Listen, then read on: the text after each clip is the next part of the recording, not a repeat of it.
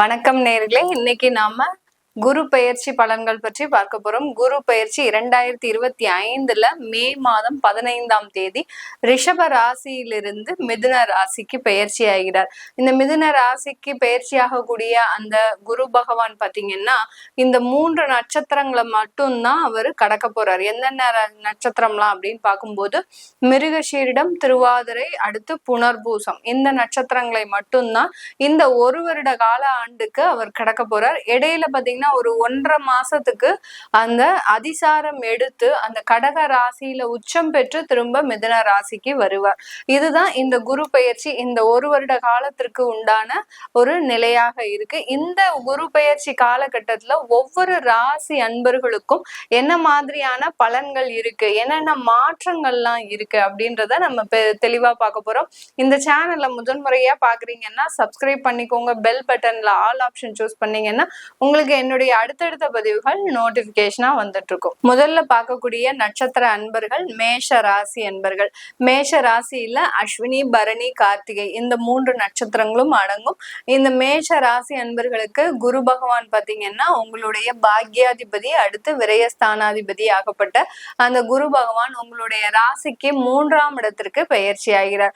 3ஆம் இடத்துல செல்லக்கூடிய அந்த குரு பகவான் பாத்தீங்கன்னா செவ்வாயினுடைய நட்சத்திரம், ராகுனுடைய நட்சத்திரம், குருவனுடைய நட்சத்திரம், இந்த 3 நட்சத்திரங்களையும் இயக்க போறார். இந்த 3 நட்சத்திரங்கள்ல இருக்கும்போது இந்த மேஷ ராசி என்பர்களுக்கு எந்த மாதிரியான மாற்றங்கள் அப்படின்றதுதான் நம்ம இந்த பதிவுல பார்க்க போறோம். இந்த மேஷ ராசி என்பர்கள் எப்போதுமே ஒரு தெளிவான எண்ணத்தை உடையவர்கள். அந்த தெளிவான எண்ணம் பாத்தீங்கன்னா இவர்களினுடைய வாழ்க்கையில அடுத்தடுத்த மேம்பட்ட வளர்ச்சியை அடைவதற்கு உண்டான ஒரு எண்ணங்கள் தான் இருக்குமே ஒழிய ஒரு ஸ்டேஜ்ல இருந்து இன்னொரு ஸ்டேஜுக்கு வரும்போது அதிகப்படியான ஒரு பிரச்சனைகளையும் சந்தித்தவர்கள் இந்த மேஷராசி அன்பர்கள். எப்ப பார்த்தாலும் ஒரு போராட்டமா தான் இருக்கும். அதே சமயத்துல ரொம்ப சூடா இருப்பாங்க. எப்போதுமே ஒரு சுறுசுறுப்பா இருக்கிறதுனால இவர்களுக்கு பாத்தீங்கன்னா அந்த உடம்பே பாத்தீங்கன்னா பயங்கர ஹீட்டான பாடியா இருக்கும். அதே சமயத்துல இவர்கள் இந்த மேஷ ராசி என்பவர்கள் அதிகப்படியான அசைவ உணவை உண்பவர்களாக இருப்பாங்க. கோயில் குளம்னு போயாச்சுன்னா கிட்டத்தட்ட 1 மாசம் 48 நாள் அப்படின்னு இருந்தா கூட அதை பத்தி எல்லாம் பெருசா ரொம்ப கவலைப்பட மாட்டாங்க. ஐயோ நம்மளால அசைவ உணவு சாப்பிட முடியாது, நம்ம விரதம் இருக்கணுமே அப்படின்ற மாதிரியான அந்த ஒரு தேவையில்லாத எண்ணங்களும் இருக்காது. கோயிலுக்கு போகணும், 48 நாள் விரதம் இருக்கணும்னா அந்த நெறிமுறையை அழகாக நேர்த்தியாக கடைபிடிப்பவர்கள் நம்ம மேஷ ராசி அன்பர்கள் தான். எந்த அளவுக்கு எதுல கான்சென்ட்ரேஷனா இருந்து நம்ம வேலை செஞ்சா நம்மளுக்கு சில நன்மைகள் நடக்கும் அப்படின்னு தெரிஞ்சு வச்சுட்டு அந்த வேலையில ரொம்ப அதிபுத்திசாலியா ரொம்ப கான்சென்ட்ரேஷனோட மத்தவங்களுடைய அட்வைஸும் கேட்டுக்கிட்டு அந்த மாதிரியாக ஒரு ஒருங்கிணைந்து செல்பவர்கள் தான் மேஷ ராசி என்பர்கள். ஆனா இவர்களுக்கு கோபம்னு வந்துருச்சுன்னா வீட்டுல இருக்கிறவங்க யாருமே பக்கத்துல நிக்க முடியாது. அந்த அளவிற்கு அந்த கோபம்ன்றது எந்த நேரத்துல எப்ப வரும் சொல்ல முடியாது. அதே சமயத்துல அந்த உறவினர்கள் மத்தியில எப்போதுமே ஒரு கெட்ட பேர் இருந்துகிட்டே இருக்கும். கரெக்டான நேரத்துல கரெக்டான விஷயத்த பேசி கெட்ட பேர் வாங்குபவர்கள் நம்ம மேஷ ராசி என்பர்கள். இந்த மாதிரியான ஒரு விஷயம் செய்யறதுனால இவர்களுக்கு எப்போதுமே உறவினர்கள் மத்தியில அவர்கள் பேரு பாத்தீங்கன்னா ஒரு கெட்ட பேருது, ஒரு அவமானப்படுத்துறது, அந்த உறவினர்களும் சும்மா இருக்க மாட்டாங்க. இவர்களை எப்போதுமே சீண்டிக்கிட்டே தான் இருப்பாங்க. அந்த அளவிற்கு இந்த மேஷ ராசி அன்பர்கள் தன்னுடைய கொள்கையில ஒரே நோக்கோட இருந்து செயல்படுபவர்கள், ஒரு போராட்ட குணம் உடையவர்கள் இந்த மேஷ ராசி என்பர்கள். இப்படிப்பட்ட இந்த மேஷ ராசி என்பர்களுக்கு அந்த குரு பகவான் உபஜய ஸ்தானத்துல செயல்படுறாரு. உபஜய ஸ்தானத்துல முதல்ல போகக்கூடிய ராசியே பாத்தீங்கன்னா அந்த நட்சத்திரமே செவ்வாயினுடைய நட்சத்திரம் தான். உங்க நட்சத்திரத்துக்கு அதிபதியும் அந்த செவ்வாய் தான். அதாவது உங்களுடைய ராசிக்கு அதிபதியும் அந்த செவ்வாய் இருக்கிறதுனால இந்த மேஷ ராசி என்பர்களுக்கு குரு பெயர்ச்சி ஆன உடனேயே ஒரு இடமாற்றம் கண்டிப்பாக இருக்கக்கூடிய ஒரு நேரமாக இருக்கும். சில பேருக்கு பாத்தீங்கன்னா தொழில் சம்பந்தமான அதிகப்படியான அலைச்சல்கள் ஏன்னா அவருடைய மேஷ ராசிக்கு விரையாதிபதி இல்லையா, அவர் 3ஆம் இடத்துல உபஜய ஸ்தானத்துல நகரும் போது அந்த தொழில் சம்பந்தமாக சில விஷயங்களுக்காக நீங்க அதிகமான அலைச்சலை இந்த ஒரு வருட காலத்திற்கு சந்திப்பதற்குண்டான ஒரு டைமா இருக்கும். இந்த மேஷ ராசி அன்பர்கள் தொழில் பார்த்தீங்கன்னா டிஃப்ரெண்ட் வெரைட்டிஸ் ஆஃப் தொழில் பண்ணிக்கிட்டே இருப்பீங்க. ஒரு தொழில்ல உங்களுக்கு அதிகப்படியான வருமானம் வருதோ வரலையோ, இன்னொரு தொழில ஒரு ஸ்டெப்னி மாதிரி, எப்படி நம்ம காருக்கெல்லாம் எக்ஸ்ட்ரா டயர் இருந்து ஏதாவது ஒரு ஆபத்து காலத்துல நமக்கு உதவுதோ, அதே மாதிரிதான் இவர்களுடைய மைண்ட் செட்டும் இருக்கும். ஒரு தொழிலை நம்பி நம்ம குடும்பத்தை நடத்த முடியாது, வாழ்க்கையை நடத்த முடியாது. அதனால எப்போதுமே ஒரு 3 தொழிலை செய்பவர்கள் நம்ம மேஷ ராசி என்பர்கள். இப்படிப்பட்ட இந்த மேஷ ராசி என்பர்களுக்கு இந்த தொழில் ஸ்தானாதிபதி, அதாவது அந்த சனி பகவான் பாத்தீங்கன்னா இந்த குருவின் பெயர்ச்சி காலகட்டத்துல அவர் விரயஸ்தானத்துல வந்துடுறார். இந்த குருவாகப்பட்டவர் 3ஆம் இடத்துல இருக்கும் போது அந்த தொழிலுக்காக அதிகப்படியான பிரயத்தனங்களை போடக்கூடிய ஒரு டைமா இருக்கும். இப்ப கடந்த வருடத்துல எல்லாம் பாத்தீங்கன்னா ஒரு தொழில் சம்பந்தமாக போறீங்கன்னா நீங்க எல்லாமே போன் கால்லயே பண்ணி முடிச்சிருப்பீங்க. சில விஷயங்களை ஆர்டர்ஸும் சக்சஸ்ஃபுல்லா எடுத்திருப்பீங்க. இப்போ நீங்க நினைக்கிற மாதிரி அவ்வளோ ஒரு ஈஸியா உங்களால ஆர்டர்ஸை எடுக்க முடியாது. நேர்ல போய் பார்ட்டியை பார்க்கணும், பார்த்து அவங்கள கன்வின்ஸ் பண்ணணும். அந்த கன்வின்ஸ் பண்ணினதுக்கு அப்புறம் அவங்கள 2 முறை அப்ரோச் பண்ணணும், மேலும் 2 முறை அப்ரோச் பண்ணணும். இந்த மாதிரியான அந்த தொழில்ல ஒரு ஆர்டர்ஸ் எடுக்கிறதுக்கே நீங்க அதிகப்படியான அலைச்சல்களையும் செலவுகளையும் சந்திக்கின்ற ஒரு நேரமாக தான் இந்த மேஷ ராசி என்பர்களுக்கு இந்த குரு பயிற்சி காலகட்டத்துல இருக்க போது.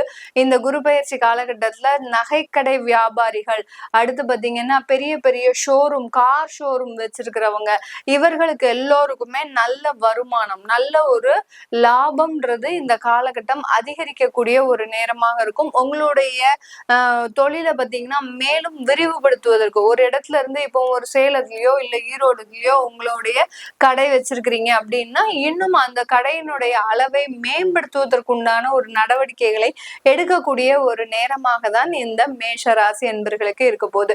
இந்த மேஷ ராசி என்பர்களுக்கு இந்த 3ஆம் இடத்துல இருக்கக்கூடிய அந்த குருவினுடைய பார்வை எங்கெங்கெல்லாம் படுது நம்ம முதல்ல பார்க்கணும். ஏன்னா முதல்ல அவர் அந்த செவ்வாய், அடுத்து ராகு, அடுத்து குரு, இந்த மாதிரியான நட்சத்திரங்கள் எல்லாம் பயணிக்க போறாரு. அப்படி இருக்கும்போது இந்த மேஷ ராசி அன்பர்களுக்கு அந்த தடைகள், அடுத்து சுறுசுறுப்பாக வேலை செய்யக்கூடிய ஒரு நேரம், நேர்மையாக சில விஷயங்களை செய்யக்கூடிய ஒரு நேரமாக தான் இந்த மேஷ ராசி அன்பர்களுக்கு இருக்க போது. அப்படிப்பட்ட அந்த குருவனுடைய பார்வை இவர்களுக்கு எந்தெந்த இடத்துல எல்லாம் விழுது அப்படின்னு பார்க்கும்போது, இந்த குருவனுடைய பார்வை உங்களுடைய ராசிக்கு 7ஆம் இடத்துல விழுது.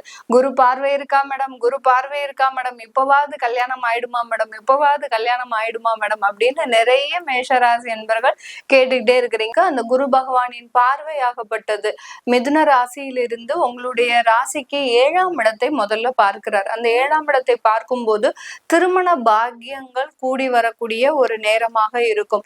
யார் யாருக்கெல்லாம் ஒரு வருடம் 2 வருடம் திருமண தடைகள் இருக்கோ அவர்களுக்கு எல்லோருக்குமே இந்த காலகட்டம் நல்ல ஒரு திருமண வாய்ப்புகளை ஏற்படுத்தி கொடுக்கக்கூடிய ஒரு நேரமாக இருக்கும்.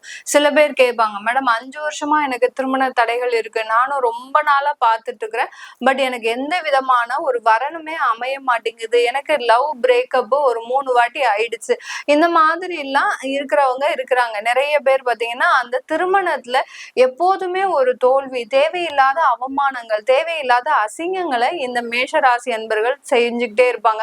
இதுக்கு காரணமே பாத்தீங்கன்னா உங்களுடைய அந்த லவ் பிரேக்கப் ஆகிறதுக்கு உண்டான ஒரு நேரம்லாம் பாத்தீங்கன்னா அவங்களுடைய அந்த ஒரு சடனா முடிவெடுக்கிறது, இப்போ இப்படிதான் எடுக்கணும் அப்படின்ற மாதிரியாக ஒரு நிதானமா யோசிச்சு முடிவெடுக்க முடியாம சடனா ஏதாவது ஒரு வார்த்தைகள் பேசிடுவீங்க, ஏதோ ஒரு யதார்த்தமான பேச்சு, இந்த மாதிரியான ஒரு அமைப்புகள் எல்லாம் இந்த மேஷ ராசி என்பவர்களுக்கு ஏற்படுத்தி கொடுக்கக்கூடிய ஒரு நேரமாக இருந்திருக்கும் கடந்த காலத்துல. அதனால இந்த காலகட்டம் பாத்தீங்கன்னா 1 வருடம் இருக்கக்கூடிய திருமண தடைகளை மட்டும் அகற்றக்கூடிய ஒரு நேரமாக இருக்கும். பல ஆண்டுகளாக திருமணம் தடையாகவே இருக்கு அப்படின்றவங்களுக்கு இந்த குரு பயிற்சி சாதகமா இருக்குமா, எங்களுக்கு இந்த குரு பயிற்சினால திருமணம் நடைபெறுமா, பிரேக் ஆன காதல் திருமணங்கள் திரும்பியும் எங்களுக்கு சரியாகுமா அப்படின்லாம் கேட்கறவங்க இருக்கிறீங்க. பல ஆண்டுகள் உங்களுக்கு தடைகள் இருக்குன்னா கண்டிப்பா இந்த குரு பயிற்சி அதற்குண்டான நிவர்த்தியை கொடுக்காது. ஆனால் பல ஆண்டுகளாக திருமண தடைகள் இருக்கக்கூடிய இந்த மேஷ ராசி என்பவர்களுக்கு ஒரு பரிகாரத்தின் மூலமாக, ஒரு தெய்வ வழிபாட்டின் மூலமாக உங்களுக்கு இந்த குரு பெயர்ச்சி ஒரு நிவர்த்தியை ஏற்படுத்தி தரக்கூடிய ஒரு நேரமாகவும் இருக்கும். டைரக்டா திருமண வாய்ப்புகளுக்கு இந்த காலகட்டம் தடையாக இருக்கிறதுக்கு நிவர்த்தியை தராது. பட் தெய்வ வழிபாட்டின் மூலமாக உங்களுக்கு அந்த தடையை நீக்கக்கூடிய ஒரு சக்தியை இந்த குரு பயிற்சி கொடுக்கும். ஏன்னா உங்களுடைய பாக்கியஸ்தானத்தையும் அந்த குரு பகவான் பார்க்கிறார். பாக்கியஸ்தானம் பாத்தீங்கன்னா அவருடைய வீடையே அந்த குரு பகவான் பார்க்கறதுனால அந்த தெய்வ வழிபாட்டின் மூலமாக, ஒரு குலதெய்வ பிரார்த்தனையின் மூலமாக இந்த திருமண தடைகள் விலகுவதற்கு இந்த குரு பயிற்சி சாதகமாக இருக்க போது இந்த மேஷ ராசி என்பர்களுக்கு. அடுத்து உங்களுடைய 11ஆம் வீட்டை பார்க்கிறார். லாபஸ்தானத்தை பார்க்கறதுனால நான் ஏற்கனவே சொல்லிட்டேன், எந்த விதமான தொழில் செய்பவர்களாக இருந்தாலும் இந்த குரு பயிற்சி காலகட்டத்துல நல்ல வருமானம் பார்க்கக்கூடிய ஒரு நேரம். அந்த வருமானம் எந்த செலவுக்கு விரயமாகுதுன்றதுதான் இந்த காலகட்டம். உங்களுக்கு தேவையான கடன்களை அடைக்கிறது, உங்களுக்கு தேவையான ப்ராப்பர்ட்டி இன்வெஸ்ட்மெண்ட், உங்களுடைய குழந்தைகளுக்கு தேவையான செலவுகளை செய்வது.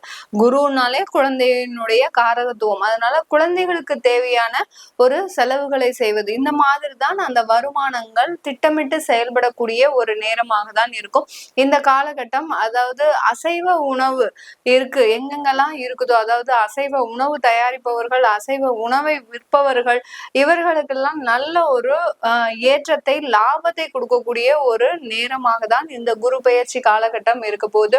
பெரிய பெரிய நகை கடை, அடுத்து பாத்தீங்கன்னா ஒரு கார் ஷோரூம் வச்சிருக்கிறீங்க, இல்ல கமிஷன் பிசினஸ் பண்றீங்க, இல்ல லேபர் கான்ட்ராக்ட் வச்சிட்டு இருக்கிறீங்க, இல்ல மீடியா ஃபீல்டுல இருக்கிறீங்க, இந்த மாதிரியான தொழில் செய்யறவங்களுக்கு அவர்களினுடைய லாபம் ஒரு குறிப்பிட்ட அளவை தாண்டாது. நீங்க இந்த காலகட்டத்துல ஒரு டார்கெட் வச்சு நீங்க இதுல வேலை செய்ய முடியாது. இருக்கக்கூடிய வாய்ப்புகளை பயன்படுத்தி தான் மட்டுமே வேலை செய்ய முடியுமே ஒழிய, ஒரு டார்கெட் வச்சு நீங்க வேலை செஞ்சீங்கன்னா அதனுடைய அளவை எட்ட முடியுமா அப்படின்றது இந்த குரு பயிற்சி உங்களுக்கு தீர்மானிக்காது. ஏன்னா ஒரு வருட காலம் மட்டும்தான் இந்த மேஷராசி என்பவர்களுக்கு விரையாதிபதின்றதுனால தொழில இருந்து வருமானத்தை கொடுக்கும், விரயத்தையும் கொடுக்கக்கூடிய ஒரு காலகட்டம் தான் இந்த குரு பயிற்சி காலகட்டம். இந்த மேஷ ராசியில இருக்கக்கூடிய ஒவ்வொரு நட்சத்திர அன்பர்களுக்குமே பாத்தீங்கன்னா, அஸ்வினி நட்சத்திர அன்பர்களுக்கு மன குழப்பங்கள் எல்லாமே தீரக்கூடிய ஒரு நேரமாக இருக்கும். அடுத்து பரணி நட்சத்திர அன்பர்களுக்கு வருமானங்கள் அதிகரிக்கும், ஆனா இடம் விட்டு இடம் மாற்றம் செய்யக்கூடிய ஒரு நேரமாக இருக்க போது பரணி நட்சத்திர அன்பர்களுக்கு. கார்த்திகை நட்சத்திர அன்பர்களுக்கு இந்த காலகட்டம் ஒரு நல்ல ஒரு பொறுப்புள்ள ஒரு உயர் பதவிக்கு உங்களை மாற்றம் செய்யக்கூடிய ஒரு நேரமாக தான் இருக்க போகுது. இந்த காலகட்டம், இந்த குரு பயிற்சி காலகட்டம் இந்த மேஷ ராசி அன்பர்களுக்கு நீண்ட நாள் வியாதிக்கு உண்டான தீர்வையும் கொடுக்கக்கூடிய ஒரு நேரமாக இருக்கும். 9ஆம் இடம் 11ஆம் இடம்ன்றது பாத்தீங்கன்னா நிவர்த்தியை கொடுக்கக்கூடிய ஒரு ஸ்தானம், நல்ல ஒரு மகிழ்ச்சியை கொடுக்கக்கூடிய ஒரு ஸ்தானமாக இருக்கிறதுனால இந்த காலகட்டம் உங்களுக்கு நல்ல ஒரு மருத்துவம் சம்பந்தமான ஒரு நிவர்த்தின்றது இந்த மேஷ ராசி அன்பர்களுக்கு கிடைக்க போகுது. இது எல்லாமே நம்ம கோச்சார நிலவரப்படி பலன்களை சொல்லிட்டு வந்துட்டு இருக்கிறோம். உங்களுடைய திசாபுத்தி பலன்கள் உங்களுக்கு, உங்களுடைய ஜாதகத்துல அந்த குரு பகவான் எந்த இடத்துல இருக்கிறாரு, அதனால கிடைக்கக்கூடிய இந்த குரு பயிற்சி பலன்கள் எப்படி இருக்கும் அப்படின்னு கேட்கணும் விருப்பப்படுறவங்க கீழே இருக்கிற நம்பருக்கு வாட்ஸ்அப்ல அப்பாயின்மெண்ட் வாங்கிக்கிட்டு நீங்க என்கிட்ட கன்சல்ட் பண்ணிக்கலாம். உங்களிடமிருந்து விடைபெறுவது உங்கள் ஆஸ்ட்ரோ பூர்ணா. நன்றி, வணக்கம்.